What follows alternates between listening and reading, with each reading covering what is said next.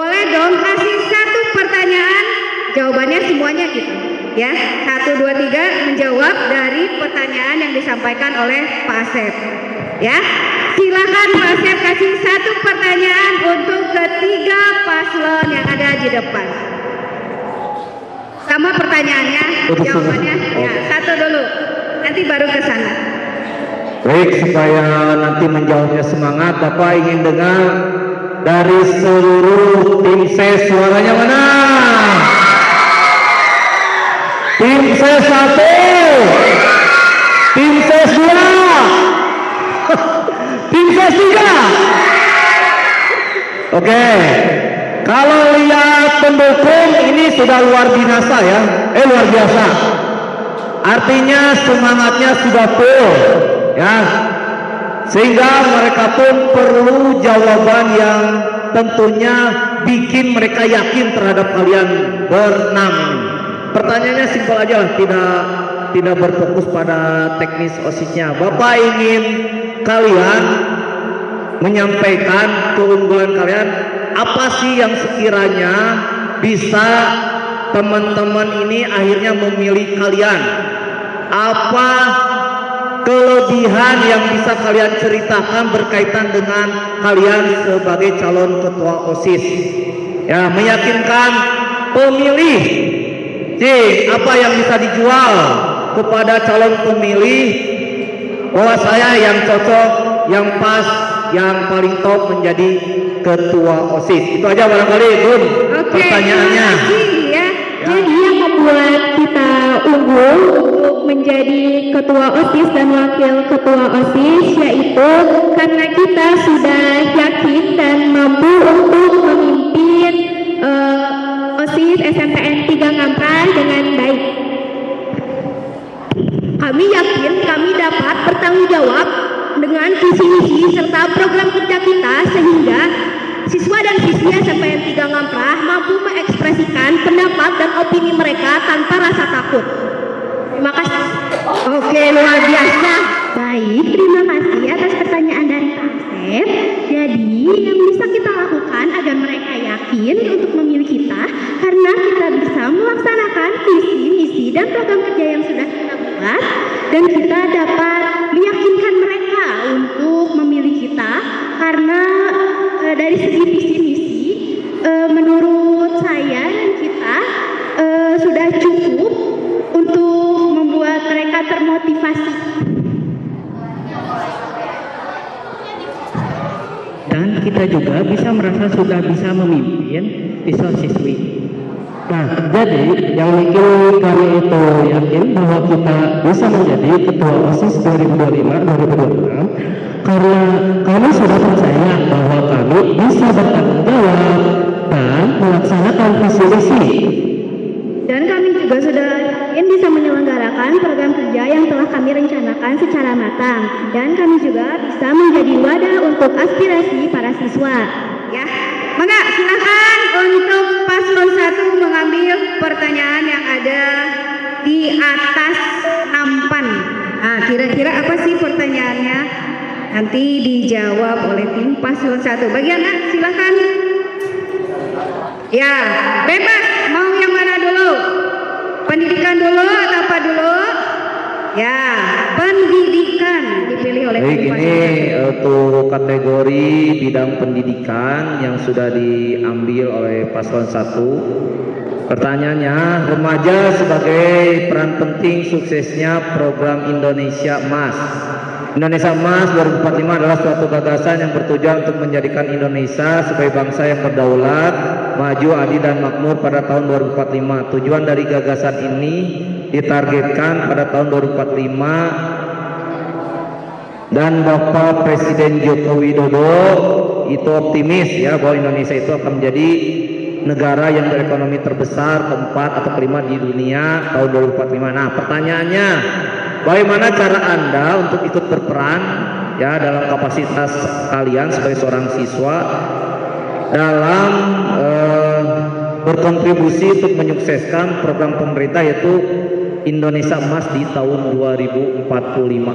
Ya, jadi jawaban kami yaitu tentunya kami akan tertuju pada peran kami sebagai OSIS adalah sebagai penggerak siswa untuk aktif berkontribusi di sekolah dengan hal-hal yang positif. Contohnya menjadi murid yang teladan bagi cerminan siswa dan siswi yang lainnya, dan juga mengadakan event-event yang tertuju pada kebudayaan-kebudayaan yang ada di Indonesia. Selain itu, kami juga sebagai calon ketua OSIS dan calon wakil ketua OSIS mempunyai misi, yaitu menanamkan sifat kepemimpinan, kedisiplinan, percaya diri, dan tanggung jawab dengan cara melakukan event-event yang dapat mereka partisipasi, dan juga mereka juga dapat memberikan pendapat serta opini mereka di program Chill Area milik kami. Ya, baiklah. Menurut kami gagasan dari paslon 1 sudah cukup baik dan saya setuju karena mereka bertujuan positif untuk memberikan motivasi dan ikut berperan penting untuk menuju Indonesia Emas tersebut. Udah? Baiklah, itulah tanggapan saya. Oke. Dari jawaban yang dikeluarkan oleh paslon 1, kata saya cukup menarik. Nah, idenya juga bagus, gagasannya juga baik, karena bersifat bermotivasi. Segitu saja. Oke, terima kasih. Oke, berikutnya dari tim paslon 2, silakan mengambil pertanyaan. Baik, ini masih di kategori pendidikan.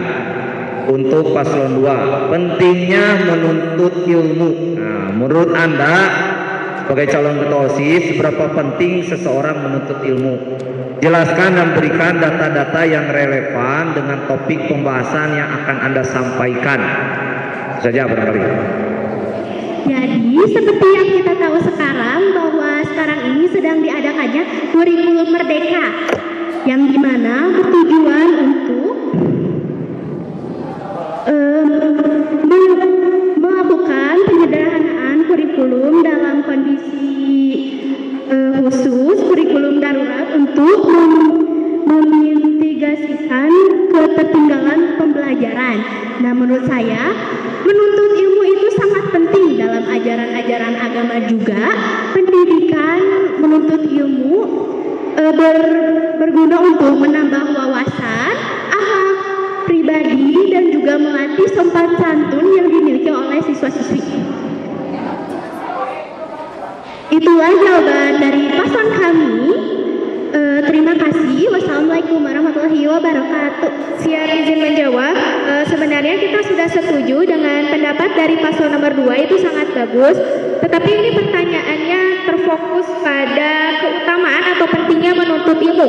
Jadi menurut kita, ilmu pengetahuan menjadi pedoman untuk menuntun kita ke arah yang benar dan dapat mengantarkan kita pada kehidupan bahagia maupun di dunia dan di akhirat, menjadi cahaya yang menyari kehidupan manusia sehingga mereka tidak akan kehilangan arah. Untuk jawaban paslon 2 sudah agak bagus, tetapi saya ingin menambahkan sedikit saja. Jadi pentingnya siswa menuntut ilmu, yaitu karena ilmu adalah kunci dasar dari segala kebaikan. Dan jawaban dari paslon 2 itu banyaknya membahas tentang kurikulum merdeka. Jadi keluar dari topik. Yang ditanyakan adalah pentingnya siswa menuntut ilmu, tapi terfokusnya kepada kurikulum merdeka. Mungkin itu saja dari kami.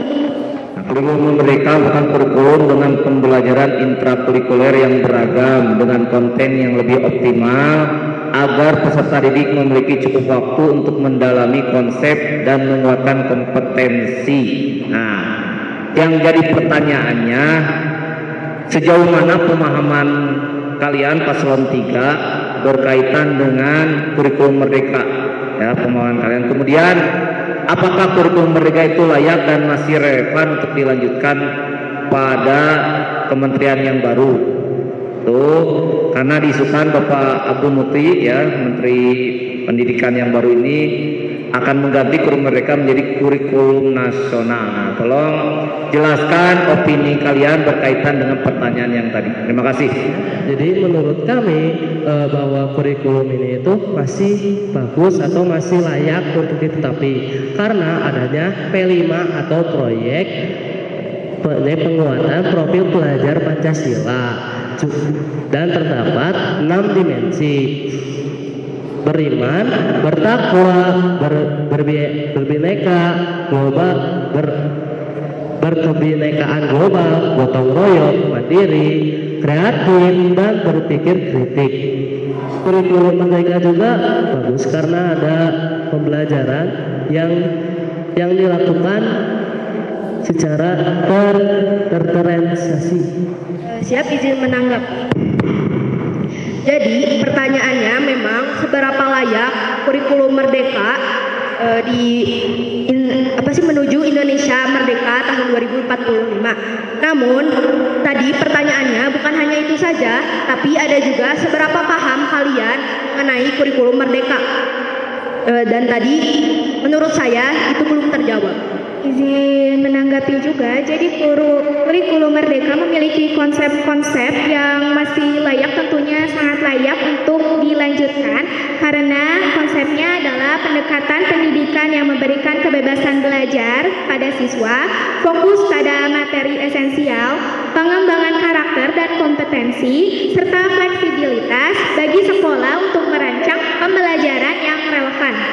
Baik, saya setuju dengan paslon 1 bahwa tanggapan dari paslon 3 yang belum terjawab adalah seberapa paham mereka tentang kurikulum merdeka. Jadi kami bantu menanggapi kurikulum merdeka adalah kurikulum dengan pembelajaran ekstrakurikuler yang beragam. Di mana pembelajaran akan lebih optimal agar peserta didik mendalami konsep dan menguatkan kompetisi dan guru pun memiliki kekuasaan untuk memilih berbagai perangkat kerja. Baik, untuk paslon 3 tentang aspirasi siswa dan guru. Dalam lingkungan sekolah tentunya banyak sekali berbagai aspirasi baik saran maupun kritik dari warga sekolah seperti para guru dan siswa di mana OSIS yang berperan menjadi jembatan antara keduanya. Kemudian pertanyaannya, apa tindakan yang paling efisien untuk menangani masalah seperti itu? Contohnya, jika aspirasi tersebut disampaikan pada pihak sekolah tetapi banyak yang kita ketahui saran guru saran siswa selalu tertolak belakangan, ya. Jadi itu saja pertanyaannya. Jadi di program kerja kami menyediakan kotak aspirasi. Sebelum kami mengadakan event, kami akan mengadakan program tersebut yang bertujuan agar siswa-siswi 3 Kampra dapat menyalurkan aspirasi, saran atau kritik untuk event tersebut. Jika guru tidak menyetujui atas event tersebut yang telah disarankan siswa, maka kami akan mencoba bekerja sama lagi dengan pengurus OSIS lainnya agar membuat program kerja yang lebih menarik agar siswa-siswi dapat tertarik untuk berpartisipasi dengan program tersebut. Siap, paslon 1 izin menanggapi. Namun, bagaimana cara kalian untuk meyakinkan guru atas aspirasi siswa yang telah kalian tampung? Karena terdengar tidak mungkin jika kalian hanya memberi guru aspirasi dari siswa dan siswi, sementara kalian tidak bisa meyakinkan guru untuk melakukan visi atau program kerja kalian. Jadi kami akan memberitahu kepada guru kalau event tersebut bermanfaat untuk siswa-siswi.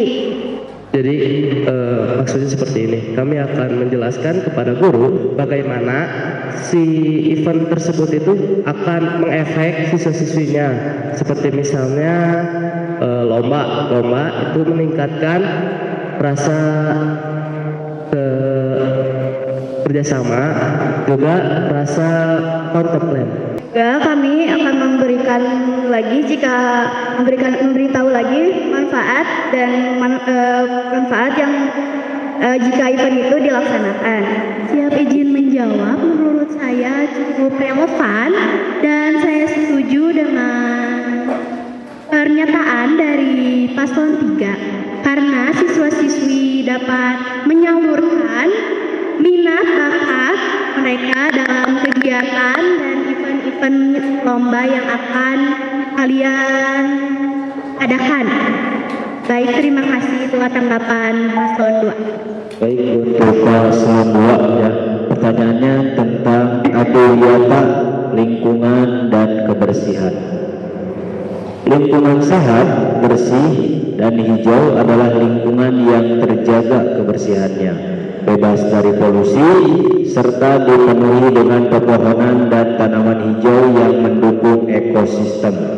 Konsep ini sangat sejalan dengan program sekolah adiwiyata, yaitu program yang bertujuan untuk menciptakan sekolah yang peduli dan berbudaya lingkungan. Pertanyaannya, apakah kalian akan mendukung program adiwiyata ini? Jika iya, dalam bentuk apakah dukungan yang akan kalian berikan jika nanti terpilih? Menurut saya sangat setuju karena kita juga memiliki program kerja panjang yang dimana itu adalah kegiatan berseka. Yang dimaksud kegiatan berseka itu kita semua warga sekolah dan siswa-siswi akan membersihkan lingkungan sekolah secara bersama-sama. Sebenarnya event itu sangat bagus sekali, berdampak positif bagi siswa maupun lingkungan sekolah, tetapi pasti ada beberapa siswa dan siswi yang tidak suka dengan hal itu, bertentangan dengan opini. Bagaimana pendapatnya? Bertentangan dengan siswa-siswi yang kurang setuju, tapi program ini juga sudah disetujui oleh sekolah pastinya karena berdampak baik bagi lingkungan dan bagi siswa-siswi tersendiri. Baiklah, terima kasih, itu jawaban dari paslon kami. Mungkin dari kami tidak ada, soalnya ide program kerja panjang yang mereka lakukan sangat bagus sekali. Dan program kerja paslon 2 itu sangat bermanfaat untuk kebersihan sekolah atau dan lingkungan sekitar sekolah. Pertanyaan untuk paslon 1. Keagamaan kuat membentuk karakter yang baik. Pertanyaannya, sejauh mana pemahaman kalian terkait nilai dan ajaran agama yang Anda yakini, serta apa pengaplikasian dari nilai-nilai agama ke dalam program kerja kalian? Siap izin menjawab, terima kasih atas pertanyaannya. Jadi pengetahuan kita soal keagamaan yaitu salah satunya betapa pentingnya menuntut ilmu untuk menjadi pedoman yang menuntun kita. Contoh pengaplikasiannya adalah dengan cara mengadakan event-event atau perlombaan yang mencangkup perlombaan sebagai ilmu pengetahuan yang kita pelajari. Selain itu, kami juga siap mendukung program sekolah yang mencakup soal keagamaan seperti literasi Al-Quran setiap Jumat, dan juga kami akan mengadakan event-event yang di hari-hari besar seperti Maulid Nabi dan juga Isra Mi'raj dan lain-lain.